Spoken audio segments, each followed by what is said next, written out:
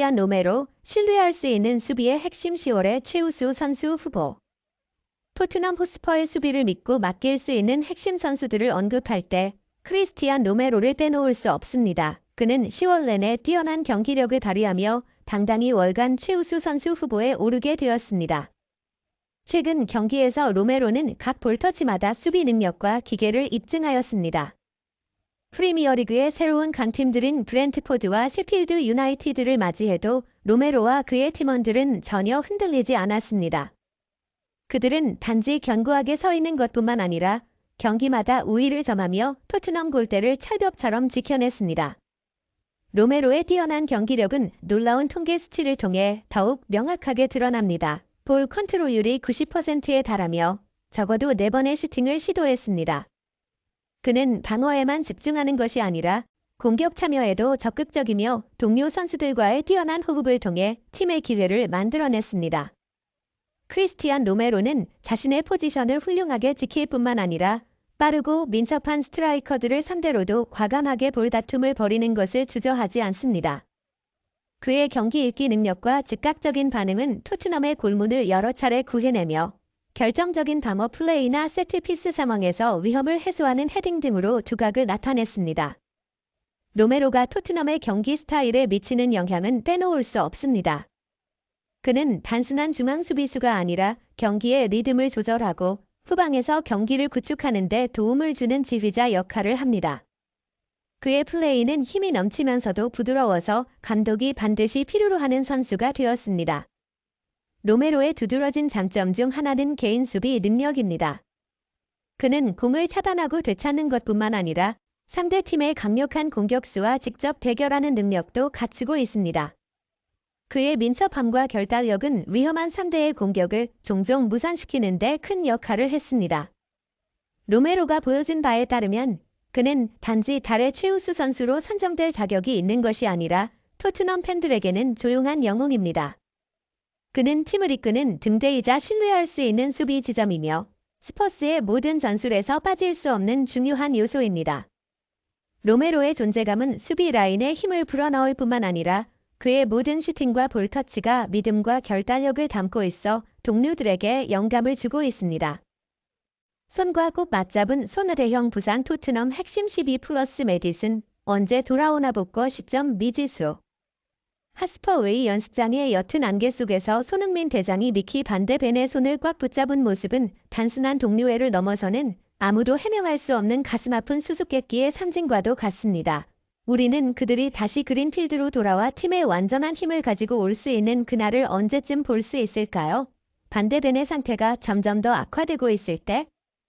토트넘 내부 소식을 전하는 기자 폴 오키프는 9일 한국 시간 자신의 소셜네트워크 서비스 SNS를 통해 판더벤을 포함한 부상 선수들이 여전히 명확한 부상 상황을 파악하지 못했고 다시 검사를 해야 한다고 전했다.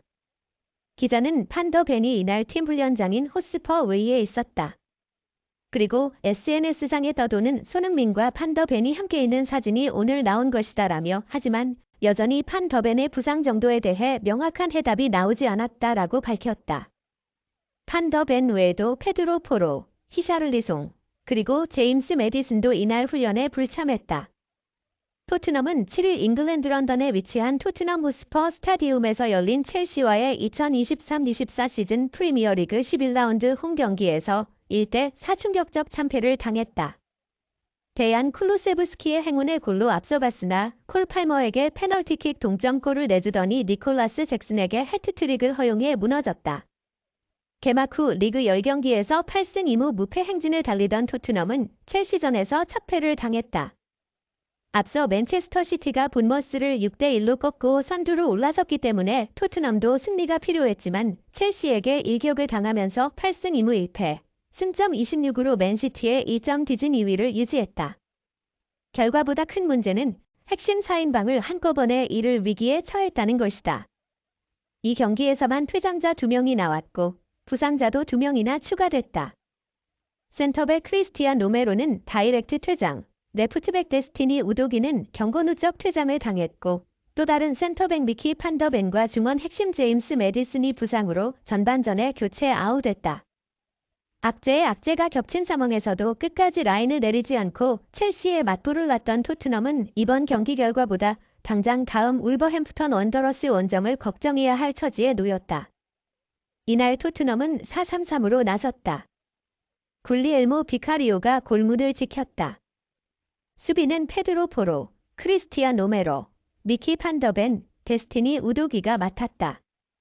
중원에서는 이브 비수마, 파페사르, 제임스 매디슨이 호흡을 맞췄다. 최전방은 손흥민이 가운데에 서고 브레넌 존슨과 대한 쿨루세브스키가 좌우에 섰다. 시작은 좋았다. 전반 6분 만에 행운의 골이 터지면서 리드를 잡았다. 비수마가 오른쪽 측면에 위치한 쿨루세브스키에게 연결했다. 쿨루세브스키가 왼발로 먼 포스트를 노려 슈팅을 시도했다. 공이 첼시 수비수 리바이 코르이 등에 맞고 굴절돼 방향이 바뀌면서 골문 안으로 빨려 들어갔다. 이후 토트넘의 악재가 연이어 닥쳤다. 1-0으로 앞서던 전반 35분 로메로가 박스 안에서 반칙을 저질러 페널티킥을 내줬다. 로메로는 첼시 미드필더 엔소 페르난데스의 정강이를 발바닥으로 밟아 비디오 판독 VAR을 통해 다이렉트 퇴장당했고 토트넘은 패머에게 실점했다. 2-1로 팽팽하던 전반 막판 매디슨과 판더벤에 연달아 쓰러진 것이다. 매디슨은 전방 압박을 수행하다 홀로 그라운드 위에 쓰러졌다. 왼쪽 발목을 부여잡고 고통을 호소하며 한동안 일어나지 못한 매디슨은 경기장 위에서 치료를 받다가 밖으로 걸어나갔다. 매디슨 뒤에는 판더벤이 햄스트링 통증을 호소했다. 공수 전환 과정에서 급격하게 방향을 바꾸다 햄스트링에 무리가 갔다. 스피드 경합 도중 달리기를 멈추고 허벅지 뒷근육을 잡은 판더벤은 그대로 잔디 위에 쓰러졌고 스태프 2명의 부축을 받아 경기장을 빠져나갔다. 매디슨은 치료를 마치고 경기장 안으로 들어갔으나 판더벤과 함께 동시에 교체 아웃됐다. 판더벤의 경우는 교체될 때 스태프 2명의 부축을 받고 빠져나가는 걸 봤을 때 상태가 심각한 것으로 보인다. 햄스트링은 재발이 잦은 부위라 충분한 회복 시간을 갖지 않는다면 쉽게 다친다.